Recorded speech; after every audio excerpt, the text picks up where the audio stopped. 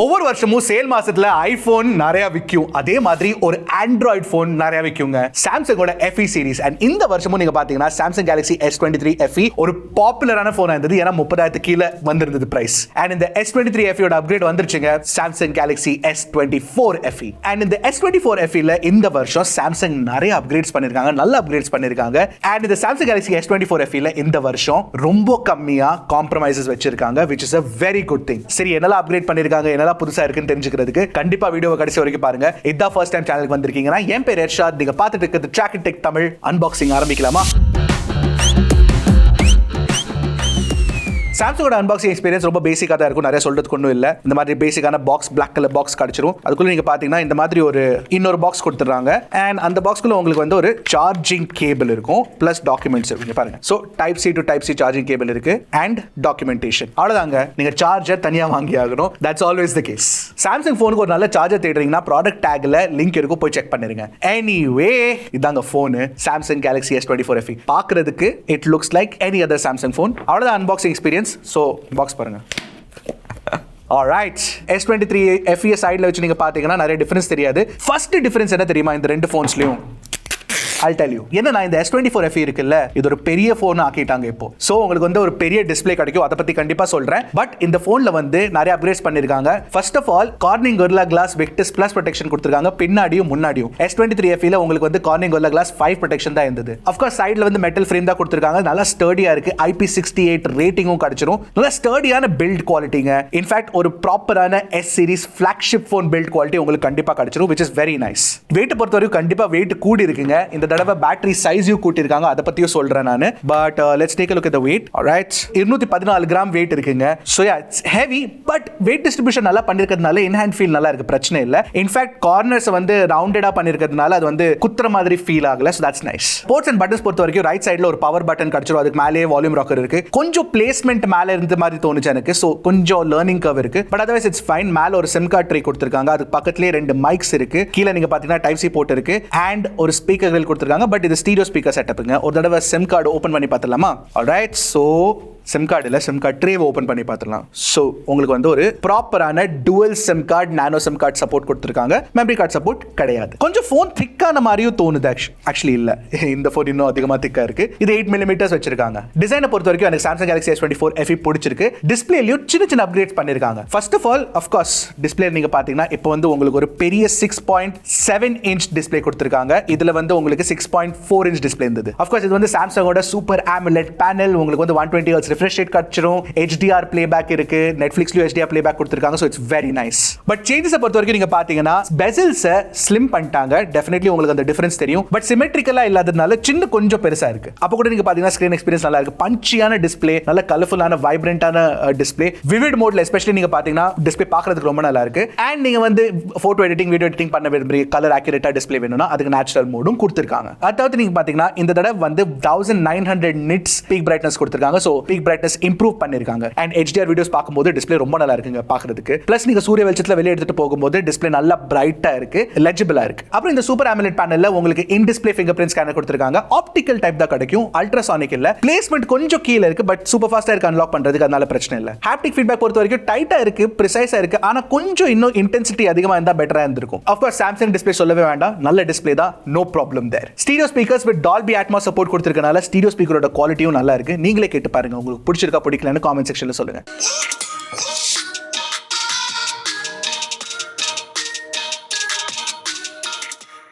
இப்போ ஒரு விஷயம் சாம்சங் கேலக்ஸி S24FE ல ரொம்ப நல்ல விஷயம் பண்ணிருக்காங்க. சாம்சங் வந்து இந்த வருஷம் உங்களுக்கு S24 ல இருக்கிற Exynos 2400 அதே கொடுத்திருக்காங்க. பட் அதோட ஒரு டிஃபரெண்டான வேரியன்ட் Exynos 2400E கொடுத்திருக்காங்க. அண்ட் இந்த Exynos 2400E ல ஒரே டிஃபரன்ஸ் தான், பிரைம் கோரோட ஸ்பீட் வந்து கொஞ்சம் கம்மி பண்ணிருக்காங்க, அவ்வளவுதான். பட் அது பண்ணிருக்கிறதுக்கான காரணம் என்னன்னா, அதனாலேயே உங்களுக்கு பெட்டர் தெர்மல் எஃபிஷியன்சி கிடைக்கும், உங்களுக்கு ஹீட்டிங் அதிகமா ஆகாது. சோ அது நாங்க டெஸ்ட் பண்ணும்போது நோட்டீஸ் பண்ணோங்க. ஜென்ஷன் இம்பாக்ட் நாங்க ஹையஸ்ட் கிராபிக்ஸ்ல 60 frames per second விளையாண்டோம். அண்ட் விளையாடும் போது எங்களுக்கு வந்து 40 45 degrees தான் டிவைஸ் ஸ்கிரீன் டெம்பரேச்சர் போச்சு. அண்ட் ஜென்ரலி சில ஃபோன்ஸ்ல வந்து ஹீட்டிங் அதிகமா இருந்துச்சுன்னா 50 டிகிரி 52 டிகிரி வரைக்கும் போகும். அந்த பிரச்சனை இதுல இல்ல. Antutuல உங்களுக்கு 1.62 மில்லியன் பக்கம் Antutu ஸ்கோர் கிடைச்சிரும், which is very good. In fact Pixel 9 கம்பேரிசன்ல கண்டிப்பா பெட்டரா இருக்குங்க. அண்ட் COD நீங்க 120 FPS ல விளையாடலாம், BGMI 90 FPS ல விளையாடலாம். ஓவரால் பெர்ஃபார்மன்ஸ் பொறுத்த வரைக்கும் ஃபர்ஸ்ட் டைம் Samsung எந்த குறையும் வைக்கலன்னு எனக்கு தோணுது, which is very very good. அது மட்டும் இல்லங்க, உங்களுக்கு ப்ராப்பரான UFS 4.0 ஸ்டோரேஜ் கொடுத்திருக்காங்க. In fact ரெண்டு வேரியன்ட்ஸ் இருக்கு, 8GB 128GB 8GB 256GB 8GB வந்து LPDDR5X RAM type and உங்களுக்கு வந்து UFS 4.0 கொடுத்திருக்காங்க. பட் 128GB ல UFS 4.0 இருக்கா இல்ல 3.1 இருக்கான்னு எங்களுக்கு கன்ஃபர்மேஷன் இல்ல.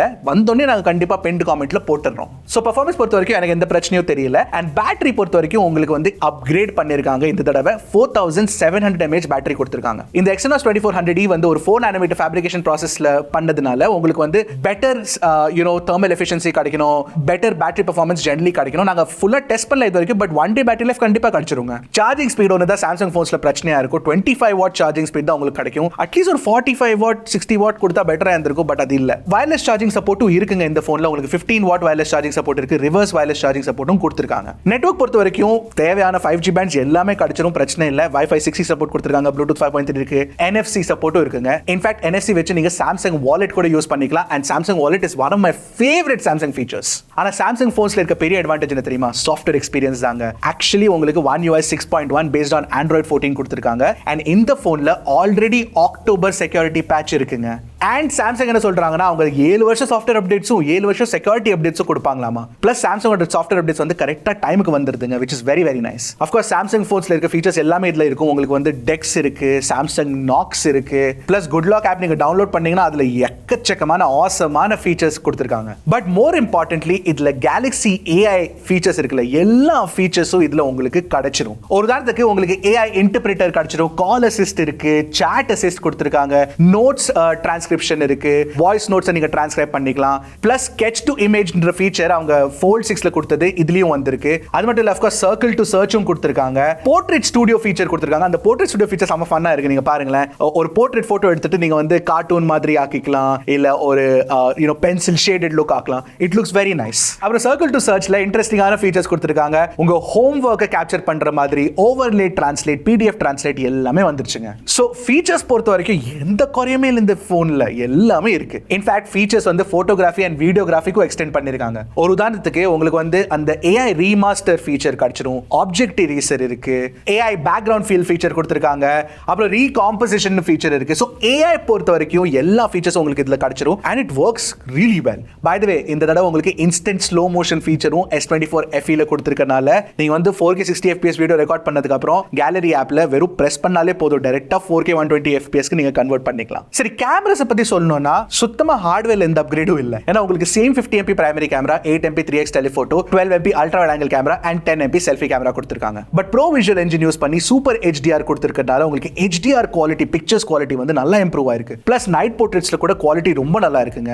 நாங்க எடுத்த போட்டோஸ் நீங்க பாத்தீங்கன்னா நல்ல டீடைல்ஸ் உங்களுக்கு கிடைக்குது. அல்ட்ரா வைட்ல கூட நான் பார்த்தேன் HDR பெர்ஃபார்மன்ஸ் டீடைல் எல்லாமே நல்லா இருக்குங்க. லோ லைட் பெர்ஃபார்மன்ஸ் எஸ்பெஷலி நீங்க பாத்தீங்கன்னா இந்த போன்ல சர்ப்ரைசிங்லி ரொம்ப நல்லா இருக்கு. போர்ட்ரேட் சொல்லவே வேண்டாம், 3x வச்சு நீங்க போர்ட்ரேட் எடுக்கும்போது நல்ல குவாலிட்டி போர்ட்ரேட்ஸ் எடுக்குது. என்ன ஒரே பிரச்சனைனா 8MP டெலிஃபோட்டோ யூஸ் பண்றதுனால அதோட குவாலிட்டி வந்து கொஞ்சம் சாஃப்ட்டா இருக்க மாதிரி தோணுது, இன்னும் கொஞ்சம் பெட்டரா இருந்திருக்கலாம். ஆனா ஸ்கின் டோன்ஸ் வந்து 3x டெலிஃபோட்டோல தான் நல்லா இருக்கு compared to the primary camera. Selfie camera quality நல்லா இருக்கு, எடுத்துக்க செல்ஃபிஸ் பாருங்க, it looks good. Video recording பொறுத்த வரைக்கும் நீங்க பிரைமரி கேமரா வச்சு 4K 60 FPS ரெக்கார்ட் பண்ணலாம், செல்ஃபி கேமரா வச்சு 4K 60 FPS ரெக்கார்ட் பண்ணலாம். ஆனா அல்ட்ரா வைட் அண்ட் டெலிஃபோட்டோ வச்சு வெறும் 4K 30 FPS தான் ரெக்கார்ட் பண்ண முடியும். ஓவராலா கேமரா பெர்ஃபார்மன்ஸ் பொறுத்த வரைக்கும் ஹார்ட்வேர் அப்கிரேட் பண்ணலனாலும் சாஃப்ட்வேர் அல்காரிதம்ல அப்கிரேட் பண்ணிருக்கிறதுனால குவாலிட்டி நல்லா இருக்குங்க. என்ன இந்த டெலிஃபோட்டோ கேமரால பெட்டர் குவாலிட்டி லென்ஸ் யூஸ் பண்ண வேண்டிய நேரம் வந்துருச்சு சாம்சங்க்கு. சோ சாம்சங் Galaxy S24FE இப்போ நீங்க பாத்தீங்கன்னா பிரைஸ் வந்து 60,000 வச்சிருக்காங்க. அண்ட் அந்த 60,000 ரூபாய்க்கு நீங்க வந்து பேஸ் 8/128GB வாங்கினாலும் உங்களுக்கு ஸ்டோரேஜ் அப்கிரேட் கொடுத்து 256GB கொடுத்துறாங்க. ஆஃப் கோர்ஸ் அது லிமிடெட் டைம் ஆஃபர் தான், பட் 256GB நீங்க பாத்தீங்கன்னா இந்த சாம்சங் Galaxy S24FE ஓட பிரைசிங் வந்து